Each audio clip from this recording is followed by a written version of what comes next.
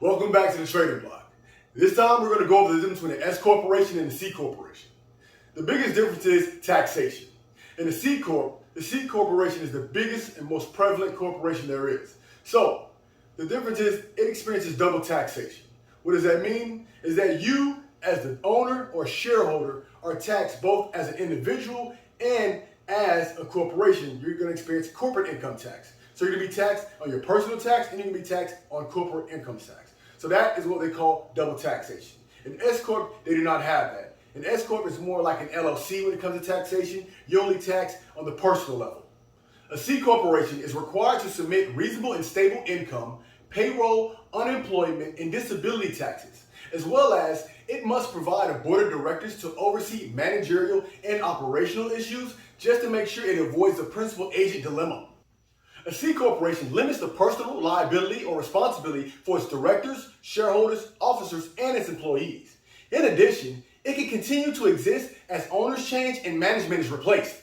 The C Corporation has the ability to offer shares of stock, and that allows the corporation to obtain large amounts of capital very quickly. Now, it has to file with the SEC when certain thresholds are met. The insurance of the stock is certified upon the creation of the business. Once someone purchases a share of the stock of the corporation, they become an owner of the corporation. A C Corporation also pays lower in taxes on the corporate level. A part of the Tax Cuts and Jobs Act of 2017, it can save up to 21% in regards to the maximum personal tax rate of 37%. Also with the C Corporation, it can have bonuses and salary write-offs. Since the C Corporation has to pay its employees and its owners, it can have no taxable profits at the end of the year. A C Corporation can also defer dividend tax of up to $250,000 as long as they reinvest that money back into the business. Now with the S Corporation, the owners are taxed on a personal level for that money regardless how it's used. As long as it's not more than 10% of the company's income, a C Corporation can deduct charitable donations. A C Corporation can also deduct benefits such as health insurance and educational assistance, helping reduce the company's taxable income. In most cases, S Corporations cannot do this. Now let's move on to the S Corp. An S Corp is a corporation that must meet certain Internal Revenue Code requirements, which include it must be incorporated domestically in the United States, it can only offer one class of stocks, and they cannot have more than 100 shareholders. The shareholders must be individual, specific trusted estates, and certain tax-exempt organizations like 501c3. C Corps, other S Corps, LLC, partnerships, and non-residential agents are not eligible to be a shareholder of an S Corp. An S Corporation may pass business income losses, deduction, and credits through its shareholders without having to pay any federal corporate taxes through the entity. Now, it is liable on the corporate level to pay taxes for certain built-in gains and passive income. S corporations can lower the personal income tax tab for business owners by characterizing the money received as salary or dividends, which is called the self-employment tax. With an S corporation, they must allocate profit and losses based strictly on the percentage of ownership or the number of shares owned. Let's recap some of the benefits of an S corporation. There's no corporate tax, so they only pay tax on the personal income level, which means there's no double taxation. There's self-employment tax, which is a tax benefit for the owners. And just like an LLC, there's limited liability and it's easy to transfer interest within the company. Pause. You know what time it is. Go ahead and hit that subscribe button for me. And while you're at it, smash that thumbs up button too. And if you like what you're seeing, leave us a comment. Let us know what you think. Or tell us a topic that you'd like us to go over more in depth.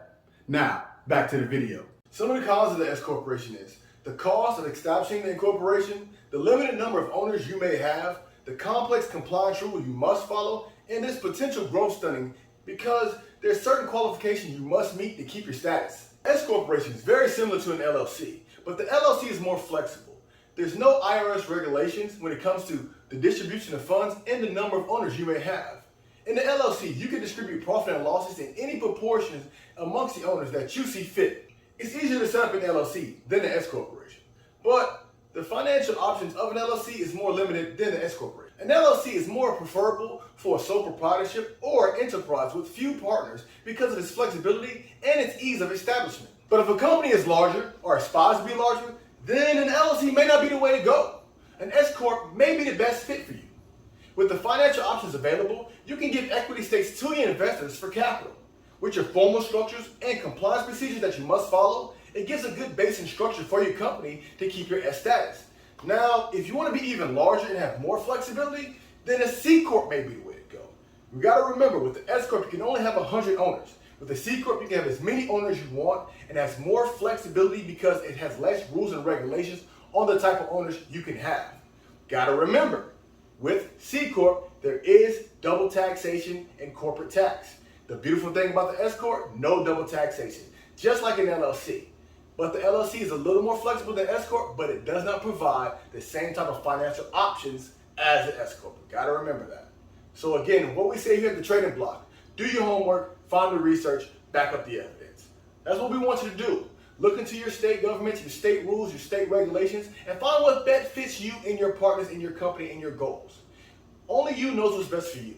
We're here to help you, give you the light, help you see the rules, help you give you a guideline. But hey, you know what's best for you.